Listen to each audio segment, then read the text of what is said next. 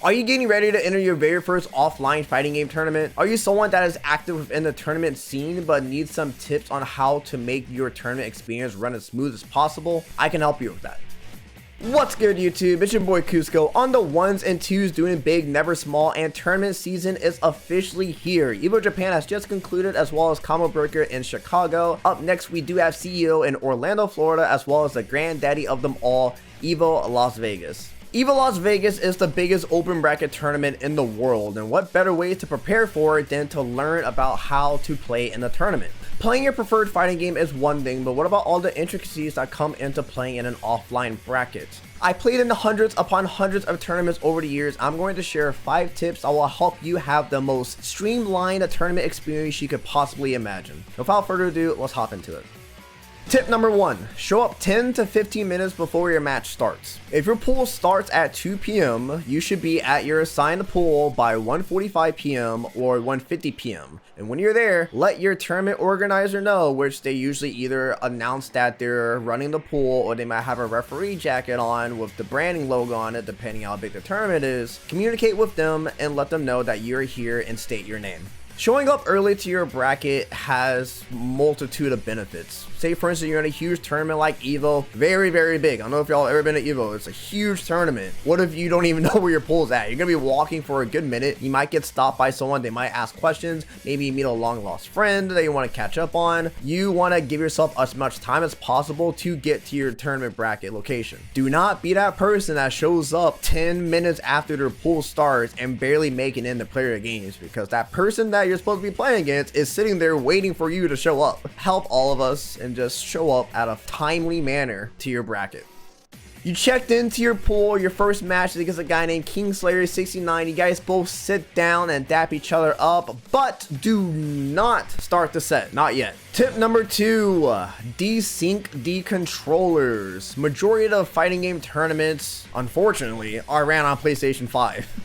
PlayStation 5s can be a bit of an inconvenience when it comes to competitive gaming, and this actually started with PlayStation 4 in regards to desyncing controllers. You see, if you have a PS5 controller, which is Bluetooth, connected to a tournament setup, then it is matched with the console. And so whenever they turn off their controller, sure, the controller is off whenever a pad player is done using the setup, but they can hit that guide button and they can reconnect to the console, pausing the entire tournament. I'm sure you guys have seen tournament footage of it, interrupting people's matches. So I'm going to show you guys real quick how to desync controllers on the PlayStation 5. Here at the PlayStation menu, you're going to go down to settings at the top right hand corner here. You're going to go all the way down to accessories. You're going to click on that. You're going to click on general and go to Bluetooth accessories, and here you can see all of the controllers that are currently paired with the PlayStation but aren't necessarily on. This is the only controller on right now. It's the one that I'm using. But you can go down to previous controllers, hit the X button, and then go to forget, and then this says this device will be forgotten. You hit OK, and that is completely wiped away from the console. There's 2 things I'd like to discuss real quick in regards to desyncing controllers. Is that Sony actually updated the PlayStation 5 where players are able to forget the controller from the console's history. This wasn't a thing in PlayStation 4, and this wasn't a thing at the beginning of PlayStation 5, but now if you're a pad player, you can go over to the settings and click on the controller that is connected to the console, and you can actually hit forget. This didn't used to be a thing, so that is something that got added in one of the updates, so I'm very thankful Sony did that. And then 2,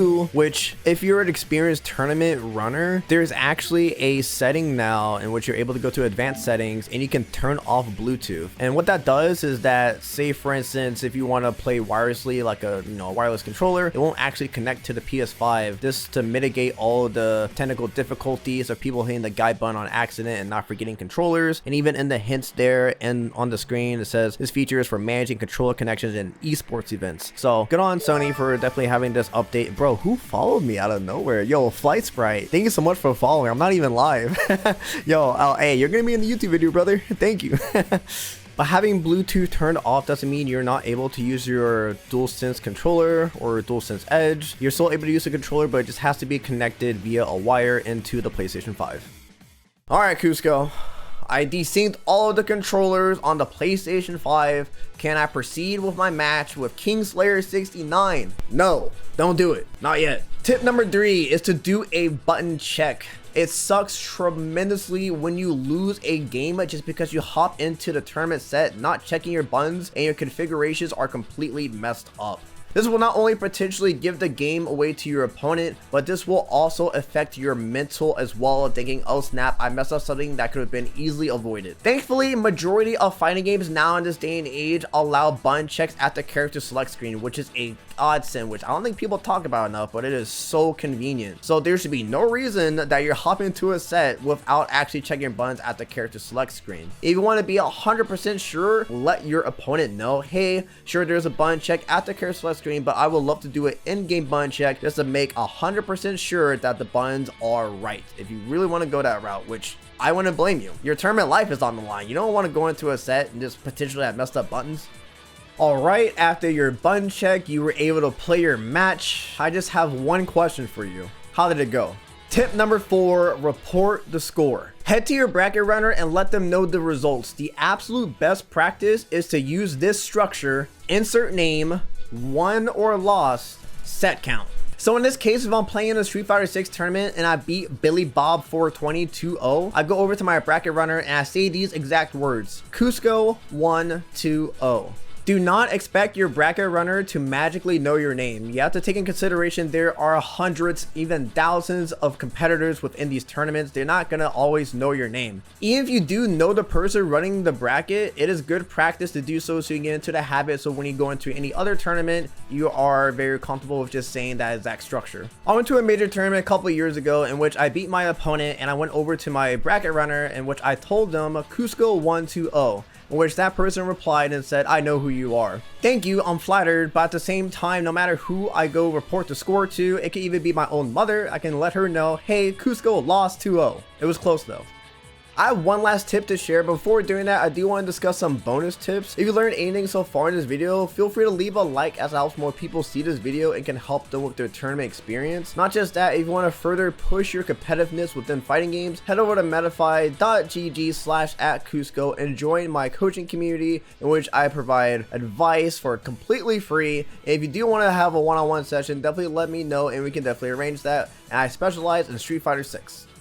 Bonus tip number 1 is to be respectful and communicate with your tournament organizers. So say, for instance, if you need to use the restroom, definitely go over to your TO and ask, oh, hey, my name is Cusco, do I have time to go to the restroom? They're able to check the brackets to see how the bracket is progressing, and they can let you know if you have time to go or if you're pushing it too close. Majority of times, as long as it's not like right before a set, then they're okay with it. And then if you go to the restroom or do whatever you need to do, you can come back and let them know that you're back. And so I'll go to my TO and so, my name is Cusco, I am back from the restroom. Bonus tip number 2 is to stay hydrated. Water is everything, water is life. There's a reason why some of the fighting game grades always have water at the side of them every single time they play in a tournament. Tip number 3, which I can't believe I'm saying this out loud in front of a camera, but be respectful of your hygiene. Take a shower, use deodorant, like, come on, y'all. And I will say, I've been doing this for a very long time, and I firmly believe it's gotten way better than what it used to be. And if I'm being quite honest, people are usually pretty good at it. It's the bad apples that spoil the bunch. And I don't want to call them bad apples, so I'll just say it's the unwashed apples, but hold your tongue when you say the word apples. We have made it to the very last tip, a tip that is so incredibly important that sometimes gets overlooked. Tip number 5, have fun. Kids, good luck tonight, and remember, have fun with it. Get matches in, ask for advice, meet new people, enjoy the event. Do not let your fun stop when you get eliminated from the bracket. I understand getting salty, getting eliminated, it happens to the best of us, but do know that you are underneath a roof of all things fighting games. Multiple tournaments going on, everyone in there shares the love of the genre. Enjoy the moment. It's a lot of fun. It's beautiful, honestly. That's all I got for you guys today. If you enjoyed the video, consider subscribing, as I upload videos all the time when it comes to fighting games. And let me know in the comment section below if you're new to tournaments, if you're going to your first tournament this year, or if you're going to your 100th tournament. I would love to know and have a discussion. Thank you guys so much for watching, and I'll catch you on the next one.